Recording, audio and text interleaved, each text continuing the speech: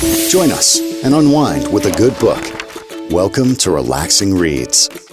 Hello, welcome back to another Relaxing Reads podcast with Ryan. Hi, Ryan. Hey, Josie. And myself, Josie, and a special guest who you've heard on many Relaxing Reads podcasts, Simone. Hello. You had to get in on this one because it's Britney Spears. I did. And I was telling Ryan before we got into the studio that I am a super fan, super fan. And so when I found out you two wanted to do this, I was like, yes, I'm going to be a part of this discussion. Yes. So, of course, the world found out she was dropping this book. A lot of, pretty like bombshell moments came out before the book was even released or shortly thereafter. And everyone was talking about it, specifically about the Justin part. We are a little further down the road now, so it's been out for a couple of months. And I feel like we have some perspectives that need to be chatted about that have not been, because they weren't necessarily as flashy as the whole Justin abortion story. Do you guys agree? Mm-hmm, definitely. Yeah. Okay. There's a lot more to it than just that. And I feel like that's really all that's been talked about.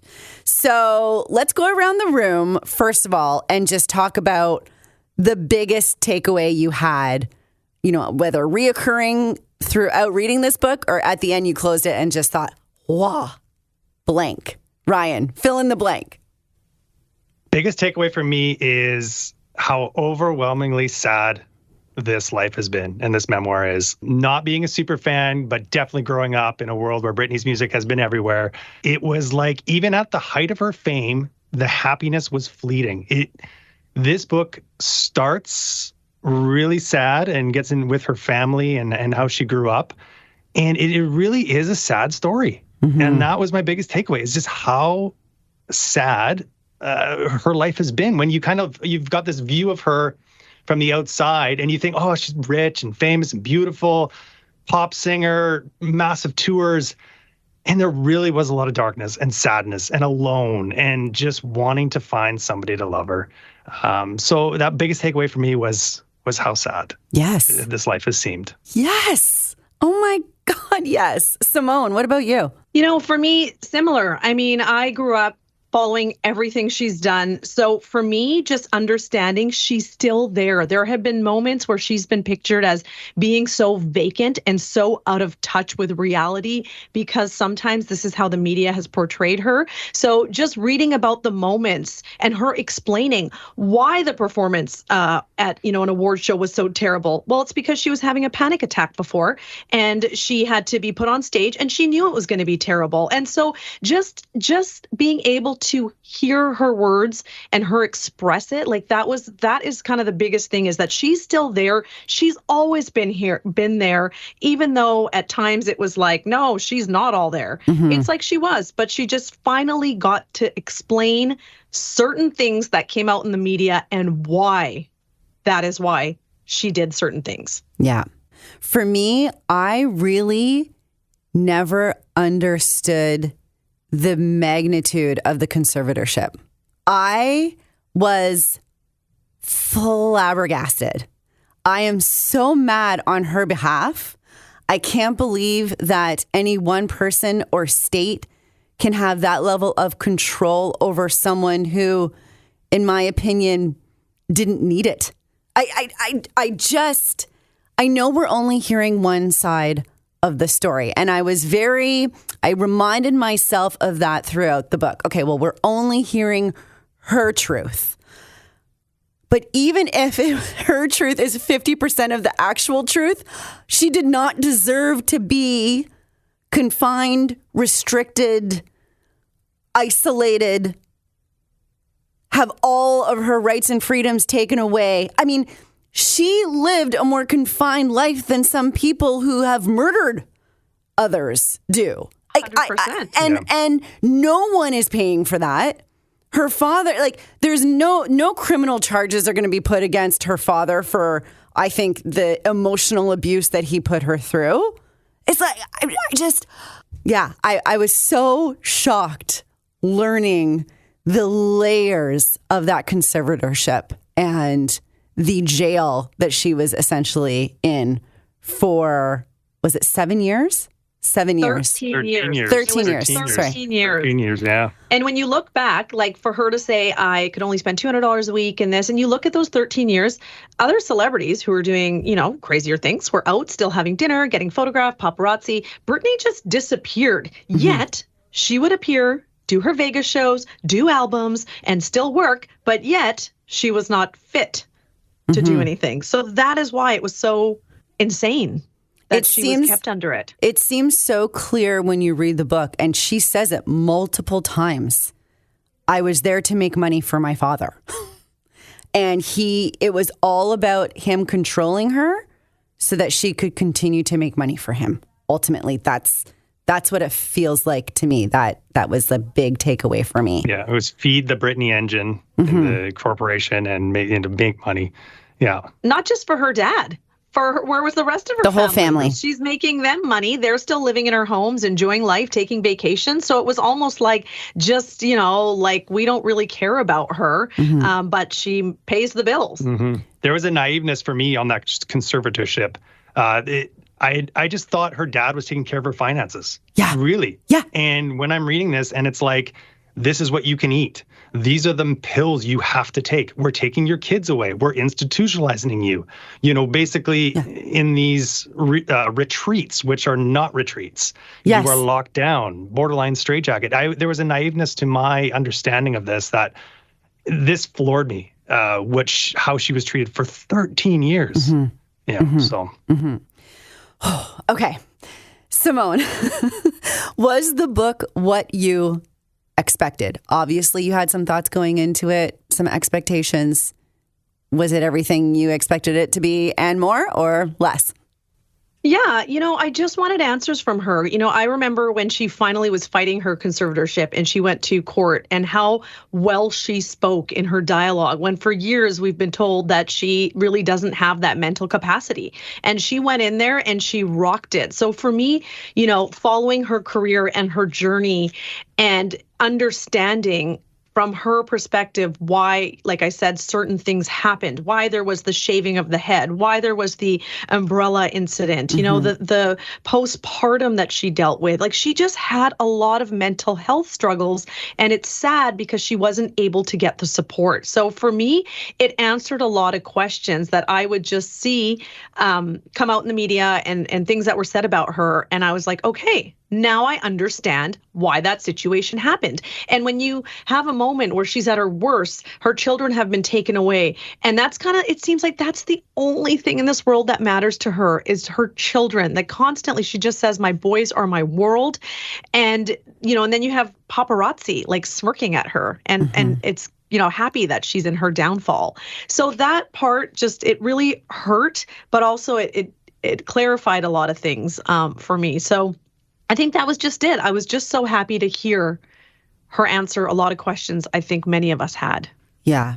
Her side, her perspective. I agree with you. It gave me a lot of insight. I admit, back when she entered the conservatorship, I remember thinking this is probably a good thing. She probably needs this.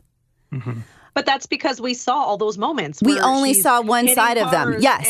And that, but we didn't know why. So it's like, oh my gosh, something's happened. But yes. We're not understanding that this is why it's happening. And now I know what she was dealing with. And I think, oh my gosh, I would have done the exact same thing, maybe times 10. If someone took my children away from me, I would lose my mind. I would lose my mind. And I would risk everything to get them back. And then she kind of tried that, but then very quickly understood she would really never see her children again if she didn't play by the rules. Wild. Ryan, the most shocking revelation for you. At the speed of how things happened to her in her life, things took off. It seemed really, really quick. Like in the 2001, she's already doing the Super Bowl halftime show. The albums are just massive. So that there's that phase, I think it's that late 90s, early 2000s, where it's like a 3-4 year span where it's just, she is the biggest thing on the planet. It is just massive. And it's the speed at which all that happened. And then the kind of the revelation of that conservatorship is looking back on it. And I remember just everyone seemed really bloodthirsty and watching this woman's downfall. And it, was maybe peak TMZ or TMZ's, I don't know if I didn't check my timeline if they're new on the scene, but it just felt like we are waiting for this woman's demise. We're all watching with bated breath for the inevitable headline to pop up. We've lost Britney. And reading her story is just like, you get it. You just get it. And it's just like they portrayed this woman as this wild, shaved head, umbrella incident. And it was just like, there is a story going on back here, folks, that is not justifying these actions, but is definitely fueling what's happening here. So the speed at which the fame kind of escalated, and that conservatorship, the behind the scenes story, when we were it felt really bloodthirsty. And as I'm watching The Crown again and watching what happened to another woman, Diana, and that paparazzi frenzy, in the late 90s, there are the infatuation and how it just completely can change lives. You saying that the headline of waiting, oh, Britney has died or something happened to her, but yet she wasn't out hardcore partying. She's not out there taking all these drugs. Like we've seen other celebrities that you're looking at them and you're like, whoa, they are spiraling hard. And, they still make it. They hit rock bottom and get out, where she wasn't doing any of that. So it was like, why is she gonna die? It's just, is she gonna hurt herself, or what is she gonna do? But it's true. It was out there for a while where you were concerned, but you were like, I don't know what's gonna happen. Yeah, it was like a tragic story playing out in real life. It does. It feels like, I know this is a buzzword right now, but it feels like there were years and years of gaslighting where everyone around her made her feel crazy, and nobody asked her if she was okay. Nobody, because they didn't want to know the answer. And, there wasn't a photographer from TMZ when she was freaking out and losing her mind that asked her, are you okay? Do you need help? They would just instead antagonize her to get her to swear at them or hit them, because that would sell more. So that's the money shot. No, it was. Yeah, you're just a product. Or the people that asked her if she was okay had something in it for them. Like, I always feel like K-Fed was that guy when she was, coming out of a relationship with Justin, and he was just like, here, let me be here for you. But of course, he had his own motive. So it's like, she couldn't really have people around her she trusts. Yeah. Yeah. Oh my gosh. Wild. Josie, what about for you? What are some of your feelings on Britney before and now after reading the book? So I already touched on a little bit. I remember at that time, I thought, oh yeah, no, she's losing it. And, this is probably good. She needs help. And now, so many years later, hearing what was going through her mind and hearing, I also didn't know anything about her childhood, really. I didn't know that, her dad was an alcoholic, that her parents screamed and fought at each other late into the night, so that to the point where Britney couldn't get any sleep and would beg them to stop. Her brother got into a near-death accident when they were young, and that was extremely traumatic. She had a very, her dad then just kind of her mom and dad eventually divorced, and he just kind of took off. And then it was her and her mom, and she was drinking with her mom at a very young age. And, her mom obviously thought, okay, you're my ticket. And so she was taking Britney to do shows and going to casting calls and agents, and partially Britney liked it, partially she just wanted to be at home with her friends living, her life in Louisiana. You learn about another generation back, how extremely messed up her family was, how her grandfather, so her dad's dad, put his wife, maybe even, was it two wives? Into into mental institutions, and one of them eventually died in there. So it's like all these light bulbs going off. Oh my gosh. Britney was put on lithium like her grandmother was. And it's like, I hadn't even heard about that. But when she was doing her testimony in court to fight that conservatorship, that's what she was saying. She was like, I was put on things that I did not need to be put on. And why were they finding out about that 13 years later? Where was, again, the judicial system failed her miserably. I feel like she should sue the state of California for billions of dollars, because where were the check-ins? Where were people, saying like, okay, so sorry, you're on what? And why? You don't need to be on that. Because everybody was paid. They were under the dad staff. Yes. So it was like the lawyers are paid. The doctors are probably paid to go in. And they're just like, yeah, she's fine. So can you cut me my check? Because you want to keep her under this conservatorship. So we are just going to sign off on it.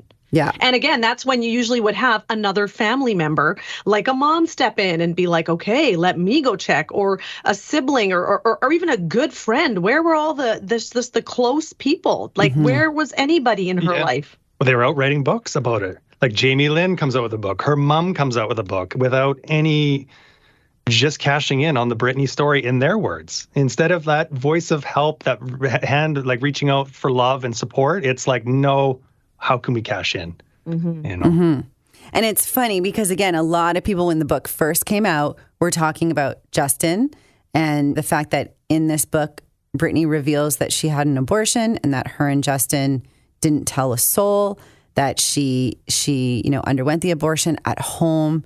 It was extremely traumatic for her. And then the aftermath of that, and then how Justin eventually broke up with her very unceremoniously through a text, I believe it was, and how heartbroken she was because he really was her true love. And even his family, because they were together, they really grew up together. And his family was more normal than hers, and she was so close to them and felt so comfortable and loved and warm and safe with them. And so she lost all of that. And then she goes through her other relationships and marriages and annulments. And then, Kevin comes along. And I actually got a lot of insight into her side of that relationship as well. Because again, I think right now, most people look at Kevin and think, oh, wow, what a stand-up dad. Took these kids, gave them a safe home, etc. But did he paint their mother to be this certain person and, alter how they feel about her? I'm just asking questions because, of course, I don't know this. And it is so much more complicated than any of us could even imagine, even after reading the book. And we could read a book from him and still not have the answers necessarily. But again, it just ultimately gives me so much more compassion and empathy for her. That's just it. Like you say, the father was in control of the children for so long too, and he probably struck up a deal with Kevin Federline as well. And this is what she once said. I went and watched her in Vegas, and she was incredible, but yet she was under this conservatorship. So I was like, but wait a minute, like if something is going on with you, like, any of us, if we're having a bad day, a bad mental health day, it's hard to come into work and do your job, right? Like you have things on your mind, you might need to take that time off or process your feelings. Here she is on stage, not missing a beat, doing her dancing, performing. And that's why she always said, so I'm good enough to work and be on a stage and go to Vegas 3 nights a week, not miss a show, not cancel anything. There was no vocal strain. There was no Britney broke her leg. It was like she performed. And yet it was like, and then you go straight on a helicopter back to your LA home and then you stay there. You don't get to go out with your friends and celebrate a successful night. You don't get to do what like Adele's doing right now and Katy Perry's doing and have this fun experience.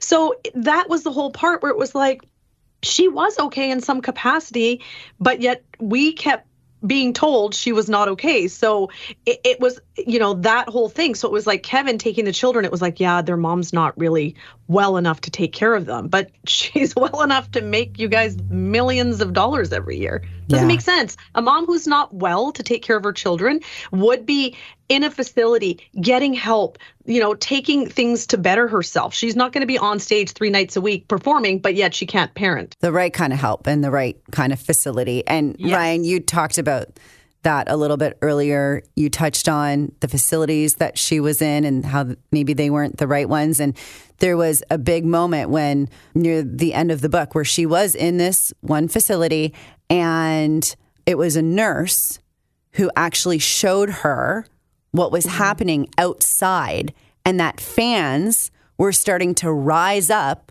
with this Free Britney movement. And this nurse let Britney see it. And it was like for the first time she thought, oh my gosh, I do have people who care about me on the outside and could potentially support me trying to get out of this. And it was just another wild moment. I think that was the moment where I was like, yes, we are asking the questions. Where is Britney? Is Britney okay? Why is she still locked up? And it was the fans who did that. The fans that finally came to the realization something is not adding up here. Something does not make sense. And that is where, she says that she got the strength to go into court and fight, because I think maybe she was so lonely and to herself that maybe she thought there is nothing for me. This is how the rest of my life is going to be, because her family is not helping her. The people around her are not helping her. So it was truly one of those, like, nobody cares about me. Nobody wants to help me. And then when she saw that, she's like, wait a minute, I can do this. And that was like the moment for her. Yeah, when you've been held down that long, it probably feels normal. Helpless. Yeah. And there's, what am I going to do? This is my life. And I'm year after year of this being held down, and then to finally see these voices coming up where free Britney. Pretty powerful, actually.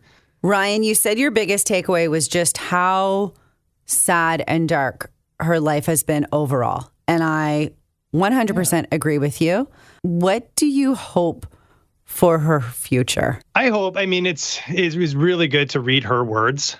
I hope there's some light there. It does sound to me, I'm not a huge fan, so it seems to me she's keeping a bit of a quieter life. As the book ends, you learn she's lost touch and no longer communicates with anyone in her family.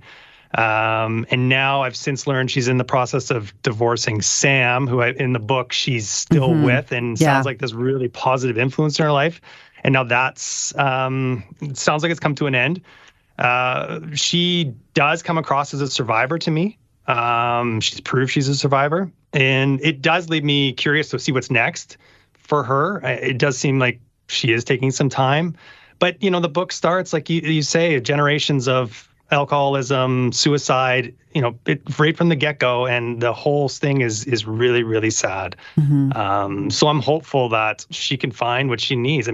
She talks about with K-Fed, that first time she met him, and being held in the pool. And it just seemed to me as a woman who's just looking for that touch, that holding, that life, we're going to be okay. I've got you. Something that was actually authentic. Like she's still searching for, and sincere. Yeah. Like someone was going to take care of her versus her feeling like she has to take care of everyone else.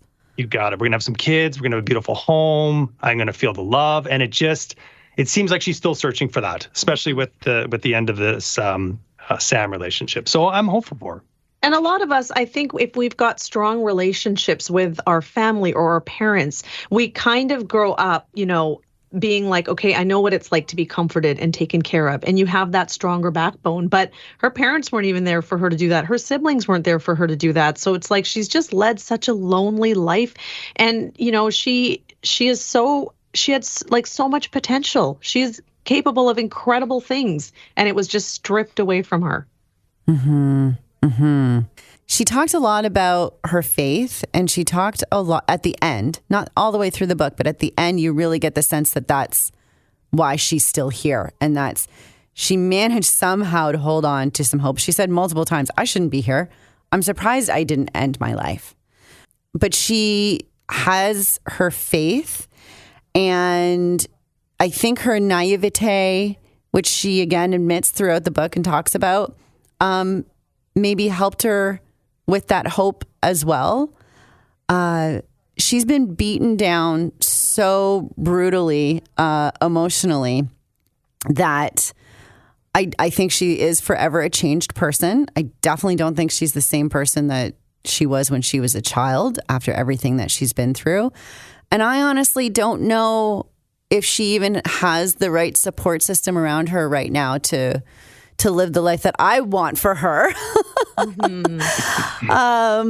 Because I don't know if she's in a place where she can even make the right choices about who to bring into her life. I feel like I'm all mama bear about Britney, and I'm just very concerned about her in this moment and where her life is going. But she is incredibly strong.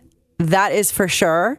And if she can just harness that strength and believe in herself and her intuition, I hope for really great things for her. Me too. I mean, I think that's just it. I'm glad everyone's likely off her payroll now, right? Like everybody's been cut off, mommy, daddy, Yes. everybody. So let's hope that that's good because now they're going to start. Well, isn't Jamie Lynn Spears coming out with Zoe 102 now? So they're like, oh, we got to make some money off her now.